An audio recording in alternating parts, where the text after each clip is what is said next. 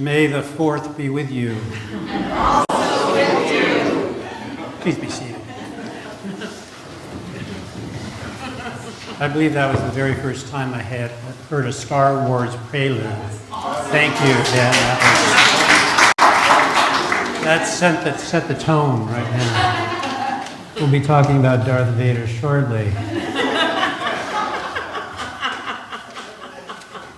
Why is it that the more things seem to get worse, the easier it is to see the relevance of our stories of faith?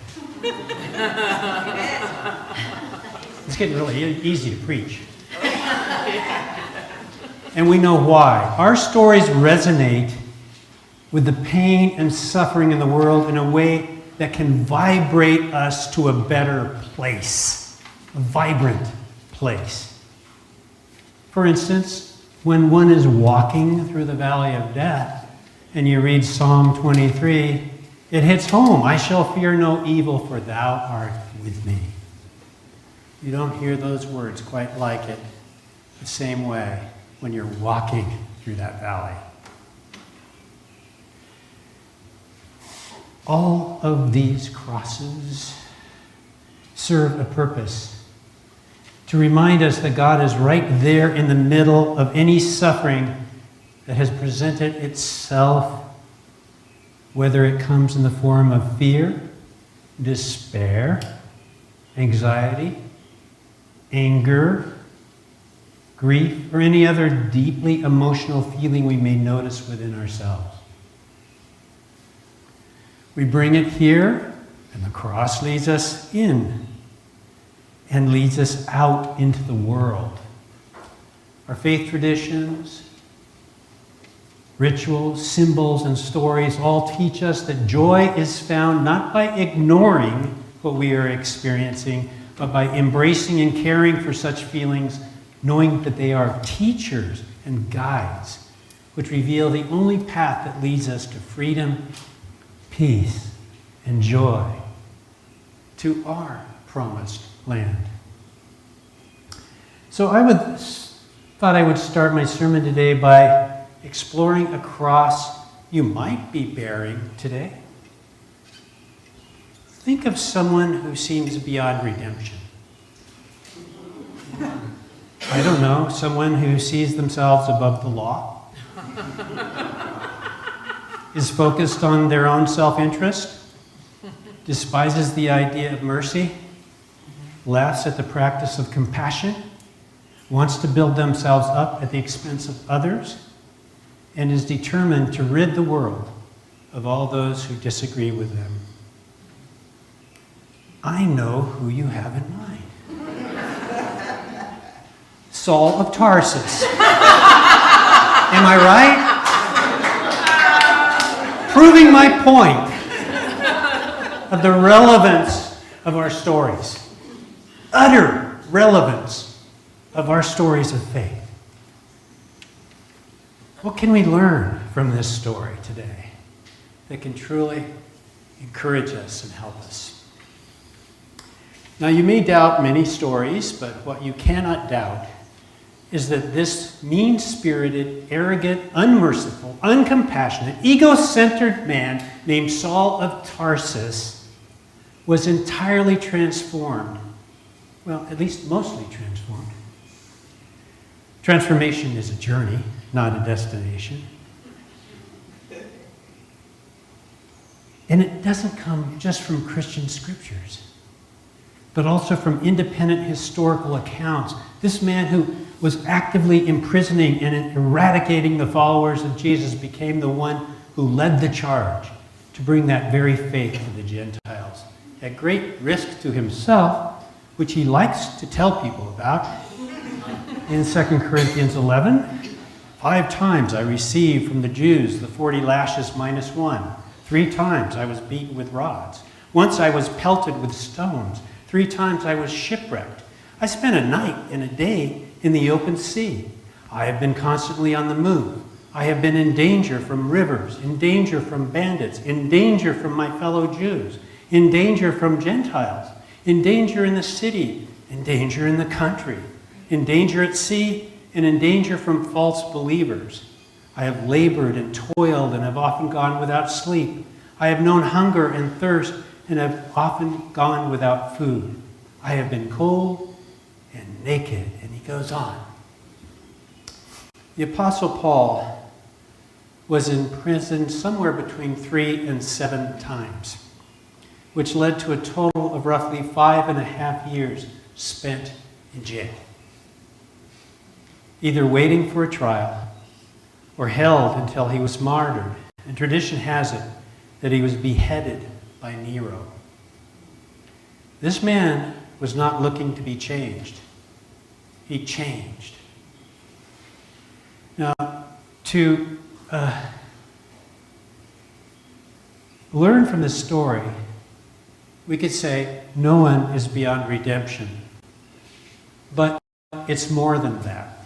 It is that God is always present to all creation, permeating the depths of all life, and ultimately that eternal, creative, life-giving, unconditional love will have its way. All things are possible with God because God is the very essence, the very foundation, the very energy that created this world, creates all life, and vibrates within all that is truly real. Why would we forget that and choose a perspective fabricated by the vast limitations of the human mind? I was reminded, I think it was The Great Divorce that C.S. Lewis wrote about this bus ride to hell and back, where he described hell as a piece of dust on a blade of grass. That's about the significance in the broader, energetic reality of all creation. No one can sign an executive order to do away with flowers or trees, beauty or art, or creativity or love or joy or peace. All those wonderful life-giving things are bubbling up all around us. Nothing can stop love from flowing from one person to another because it is the ground of being, built into the very nature of existence. God's creation, love's creation. This last week, I went to the desert to spread, God bless her soul, Barbara Southworth's ashes with her husband. We spent hours walking to places, spread ashes to do other things in the desert, Joshua Tree National Park. And it was wonderful being with a naturalist because it opened my eyes to see the vibrancy of a desert. I understand the desert fathers a little better, that this was a spiritual place because it spoke of this vibrant life blossoming everywhere. How can it possibly be doing that in this desert-like place? It was utterly filled with life. And our calling is to be part of that vibrant life because we are part of that vibrant life. To borrow a metaphor from Thich Nhat Hanh, he would say, Saul was like a turbulent wave trying to seek out water and destroy it. Ridiculous. Right at the crest of his wave, which he had hoped would fall onto and eliminate this ocean of love, mercy, and justice, he collapsed into the very depths and became one with it. Call it conversion or transformation or self-awareness. He discovered he was not being true to his very being, who he was created to be, and it all collapsed. He did not change himself. He became his true self. He returned to himself. Now, doesn't Ananias put a smile on your face? he has a vision from God telling him to go and lay hands on this murderer, Saul of Tarsus. Now, when God puts something exceptional or beyond comprehension on our hearts, let's admit it, we all have the nerve to question God. Lord, I've heard from many about this man, how much evil he has done to your saints in Jerusalem, and here he has authority from the chief priests to bind all who invoke your name. You know, when we are called to act for peace, for justice, to feed the hungry, to face the troubles of the world, or even face our own troubles, we are tempted to inform God of the state of things. I remember as a teenager back in the Baptist church, there was a woman who often started her prayers by saying, God, have you seen the news today? We all are tempted to do that because we have lost our awareness of God's presence in all things. But the point is simple. Ananias believed that God was at work. He believed that Paul was a wave trying to destroy water by drowning it. He got it. So did Stephen, by the way, who was stoned to death while Saul held the cloaks of those stoning him. I'm not suggesting that we sit around and wait until it's safe to be who we are called to be. I mean only to say, regardless of the forces we face, underneath it all is God, who is the source of all truth and life. God never ceases working miracles through all of our difficulties. Stephen got the message. Stephen got it too, and was willing to be stoned for standing up and sharing his good news, this good news, that no one is left out of God's grace, including Saul. He was preaching that sermon in front of Saul. It might have been that his sermon to Saul planted the very seeds of his conversion. And Ananias also got it. He understood that God is the ground of all being, penetrating all life, including Saul's. So much so that the very first words out of his mouth when he addressed Paul was, do you see it? Brother.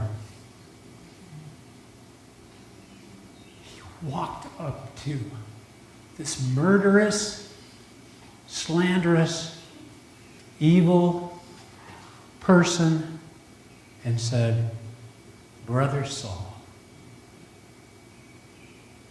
He understood the connectivity of all life.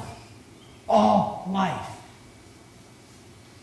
Imagine the change in this world if we had the faith of Ananias. Faith that God was at work in all people and in all conditions to bring about change. What if we carried with us a deep sense that all humans are our siblings, brothers, sisters, part of God's family, even as we protest or organize to counteract policies that deny that reality? What if we stopped referring to others as our enemies and instead held up a vision that they are our siblings who are like waves trying to eliminate water? What if we focused less on how others have seemingly abandoned their God-given purpose and focused more on returning to our true selves, a self that understands and acts on the interconnectedness of all people and all creation, and envisions a future where all are embraced in God's love and purpose? May God give us the courage to walk through the deserts of our times. But may God also give us the awareness to see the life and love that permeates and penetrates all that is. A life and love that cannot possibly relent, because it is the very fabric of all that is.